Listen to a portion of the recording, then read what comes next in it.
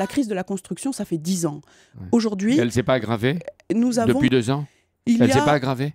aujourd'hui, les chiffres de la construction, que ce soit ceux de 2012 ou ceux d'il y a 10 ans, ce sont à peu près les mêmes. 330 000 logements mis en chantier. D'où la nécessité. Alors que vous avez promis, enfin vous, le président, etc., 500 000 logements par an. C'est la raison pour laquelle nous voulons accélérer. Et vous renouvelez la promesse des 500 000. Nous voulons tendre à cet objectif des 500 000. C'est important d'aller vers ce cap. C'est le sens des mesures que nous avons prises avec le Premier ministre pour justement relancer, accélérer, lever les blocages, donner confiance. Pour vous donner raison sur un point, Sylvia Pinel, c'est Michel Sapin qui a reconnu à Aix-en-Provence devant des économistes que selon ses calculs et des experts, la croissance dépend du logement pour 0,4%.